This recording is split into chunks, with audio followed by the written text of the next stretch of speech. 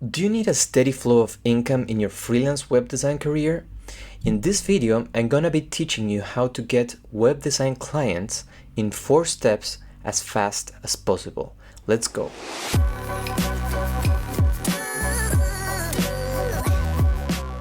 4 steps. Step number 1, narrow your search. Step number 2, research while building relationships. Step number 3, productize your services. And step number 4, start selling. To stay up to date with my latest videos covering advanced web design and business skills, make sure to subscribe and enable notifications. So let's start with step number 1, narrow your search.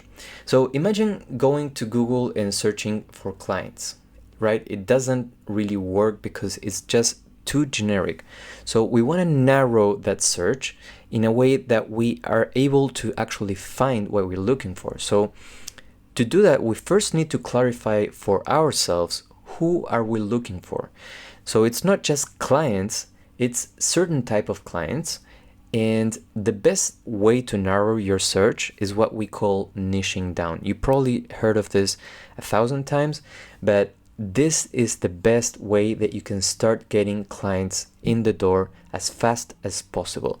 Think about it like starting a little fire, right? If you put all of your focus on a magnifying glass, like the sun, if you put a magnifying glass, in front of the grass, right?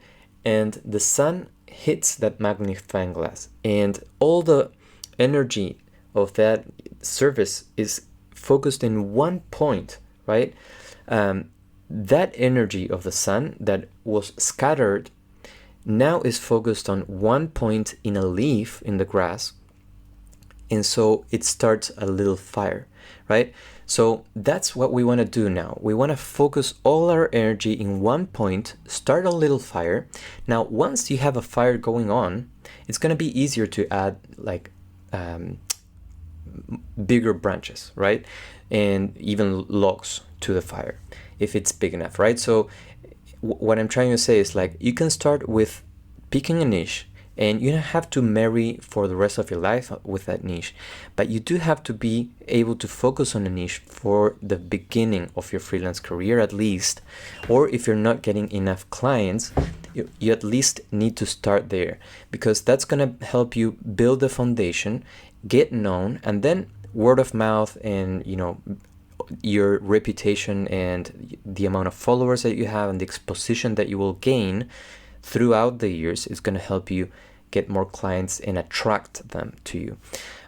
And you can also like start broadening your niches and start adding other niches. But at the beginning, you want to start with one niche, very focused, and I'm going to teach you how to do that. So if you're having a hard time picking a niche, I'm going to give you a very simple exercise. Start with 20 niches that you could be picking, and then start sifting. Start from 20, then pick 5 out of those 20, then pick 3 out of those 5, and then pick 1 out of those 3. And that's the best way that you can narrow your search. Now, when you're picking a niche, you want to pick one of two things, but the most important thing is that you're picking a niche where you're passionate about that niche, okay? Don't pick something because it's going to give you a lot of money, right? Because if you chase the money and down the road, you're going to have problems.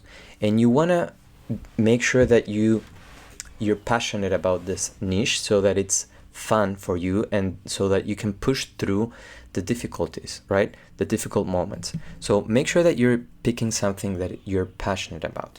Now, you can pick an industry vertical, or you can pick a world view.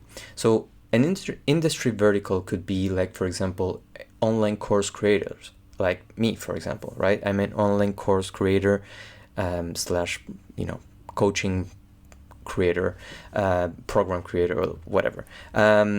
So that could be, for example, one niche, right? And so now from all the businesses in the world, you are focused on one particular vertical. And that will help you know how to look for those clients, where to look them, and you're going to be able to start finding actually your potential clients. So the other thing is word views, like for example, vegan.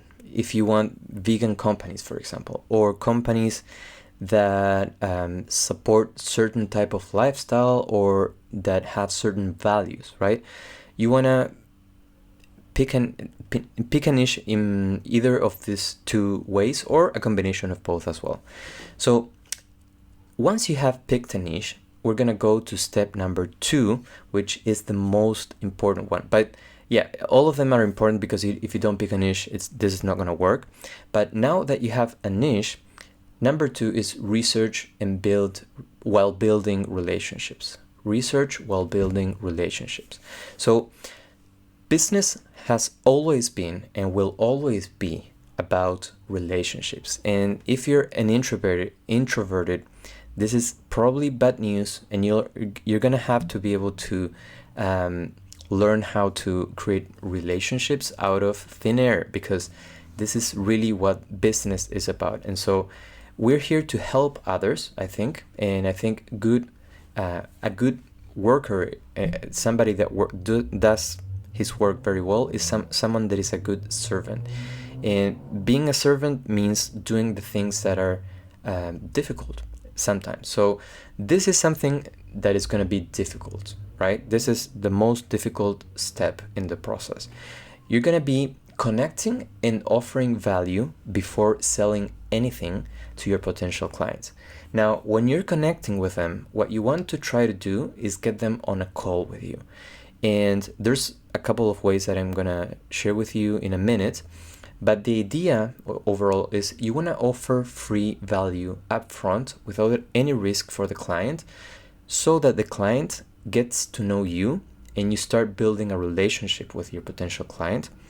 And that will eventually lead to businesses, right? To websites being sold. But don't expect to just spam 2,000 people saying, hey, hire me, and expect someone to answer to that, because there's so many people doing that, and that's not the way the world works, right? And the clients you might get from that type of strategy are not going to be the best clients, I can tell you that. So how to connect and get your potential clients on a call? First off, set up Calendly and Zoom. So once you have those two, an account for those two things, and you have a calendar with your availability, the slots where you can, with availability, I like to have half an hour and leave half an hour empty after each call. And you can also limit the number of calls that you have on one day. So for example, I limit it to 4 a day.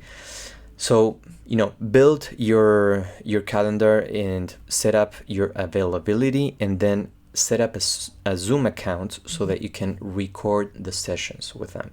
And now, things that you can do to get your potential clients on a call. Well, the first thing could be to do a quick redesign of a hero or a landing page. Like don't spend too much time on this, and just do it also as an exercise to learn and practice your design skills, and also use it to post that work on your social media. So it's going to be relevant to your niche, and it's also going to help you, practice your design skills, and at the same time you're going to show your client what you can do for them with no risk attached. So you can reach out to them once you have done that quick redesign, or you can also reach out to them, for example, by connecting via Facebook groups where they hang out. And if they have any questions related to websites, for example, you can answer them. So you have to start building relationships and thinking a little bit more long-term than short-term, and that's going to be the most effective way to do that. Other things you could do is just post content related to how what you need for a website, or what are the most important things in a website, teaching things about websites for those type of clients. And for the ones that are responding to that content and could be potential clients, you can reach out to them via DM. The other thing is just looking on LinkedIn, looking on Instagram, looking out, like searching for those clients, like online course creator, and you search for that on Instagram or on LinkedIn, and you just connect with them. So there's many different ways that you can do that, and you will have to put on your scientist hat for this. And it's one of the most difficult things, like how to reach out. But once you get the hang of it and you know how to connect with people inside your niche, it's going to be easier down the road. So once you're on a call with them and you're having the call, there's some questions that you could ask, and I want to suggest some of them. So one is, what are your biggest, most expensive problems in your business? The other one is, what is your biggest fear in your business? You could also ask, what does life and business look like when you have the business of your dreams? Or if you could wave a magic wand and create a website that delivered everything you need, what would it include, right? And so your potential clients will be telling you all this information and hand delivering it to you, so you don't have to figure out this on your own. The other thing is, how much would you invest in a website like that magic wand website that you just created, right? How much would it be worth for you? And they are going to be telling you how much they would invest, instead of you trying to guess what the price is for them. So this will give you a good idea of a lot of things, and you can ask so many other things, but these are just some of the questions that you could ask. And then once they give you the answer, right, sometimes they don't go as in depth as we would like, and so you can ask them, okay, and why is that, right? For example, what's your most expensive problem in your business? And so when the client answers, right, you can tell them, okay, and why do you think that is, right? Why do you think I don't know, automating your sales is one of the most expensive problems, right? And so try to go deeper on the questions to try to unravel or discover as much as possible about your niche and their needs, their pain points, and their desires. So once you have those questions, take really good notes, record the call so that you can go back and take notes again if you need to. And the other thing is, when you're connecting with people, don't spam. Try not to create bots and send thousands of messages.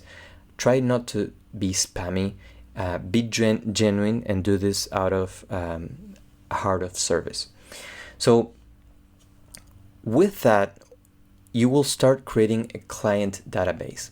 Now, for a client database, you basically want to have start with something simple, like, for example, full name, email, and is it a fit or not, for example. And you can also add some notes there. And as you progress, you will start to make it a little bit more complex, and add things that you might need, and you will realize that on the go. But at least start with full name, email, and is it a fit or not for me. And so once you have that, you have done research, and at the same time you have started to build relationships with potential clients. So amazing that you can get to this place. So now the third step is going to be productize your services. So now you know what your clients need and what your clients want, and now you're ready to package those your services in a way that answers directly to your clients' needs and wants. So you're taking all the guesswork out of what should I offer in a website and what's important for this niche, and you already know exactly what your clients are looking for and what's important for them, and you're putting that in a package, kind of like what you would find in, for example, websites like Fiverr, but not in a cheap way. What I mean is, I think it's a good idea to productize your service. Create like a little package of, website redesign. This is what it includes. This is the price, right? I think this way of selling is going to simplify so much for you. Now, this doesn't mean that you're going to be very cheap. You can do this with, starting with 10K at the first tier, 20K at the second tier, and 50K at the third tier. So you don't have to be cheap to do this. Just bear that in mind. And when you're productizing your services, just notice the patterns of what most people want and need out of a website, and include that, right, from all of the conversations that you had. And then once you have the ideal package, right, think about what you want to do, and then what your clients need, and then put a price to it. Add 3 tiers so that you can, give more options to your clients. Make sure that when you're doing the first tier, the least expensive one, that you're removing things, and that the one that you want to sell is the one in the middle. That's called price bracketing. So once you do that, you're ready to start selling. You have done your research. You have done your you have started to build relationships with actual clients. You have a database of potential clients, and you have productized your service in a package that is handmade for your potential clients. So now you just need to start reaching out to those potential clients that you talk to and start offering your package, right? And this is only going to be an act of service. It's not going to be that pushy sale that we are used to do. It's going to be something very natural, because you already have a relationship with that potential client, and they already told you what they want, and you have prepared something that answers those actual needs. So this is going to be just an act of service, and you're not going to feel guilty of selling this to them. So on the research calls, right? Once you even on the research calls, you can at the end say if the client was a good fit for you and for what you want to offer. You can say, hey, actually, thanks so much for sharing that with me. Actually, by the way, I'm a web designer, and my services literally cover what you described would be ideal for you. So would you be interested in scheduling a follow-up call to talk about the possibility of working together and, assess if we're a good fit actually? So you can set up a follow-up call with them, a sales call, right on the spot on your interview call, right? And so you're building a pipeline of potential clients that might buy from you. And so once you start researching and connecting with those potential clients, the relationship has just begun. It's not the end when you finish your interview. The relationship with your potential client has just begun. So follow up with them and make sure that you stay connected with them. If you're creating content that is tailored to them and that that will help them, reach out to them and say, hey, I prepared this. I think it would be great for you, and based on our conversation, here it is, right? Whether it's a blog post, a YouTube video, whatever. So like I said, in this way, you're going to be able to sell without any guilt and without being pushy or being salesy. And it's going to feel so much better, because you know that what you're offering to your clients is something that they actually need. You're not guessing it, you know it. Do you know any other ideas that have proven to be useful to get more clients? please share it in the comments below so we can all learn together. And I really hope that this video helped you to start getting those steady flow of clients that you probably need. And that's probably why you're here. So I hope that this video is helpful. If you learned something today, please leave a like and subscribe. And if you're ready to pick your web design skills and learn how to monetize them in a way that you can have more freedom to do the things that you love, then I will leave a link below so that you can apply to my signature program, the Web Design Masterclass. I'm dedicating my full time to that program so that I can teach web designers how to do that really in depth and mentor them through the process. And so if you apply via the form below, I will be scheduling a call with you so that we can chat together and see if the Web Design Masterclass is a good fit for you. You got this, my friend, and let's bridge the gap one pixel at a time. See you in the next one.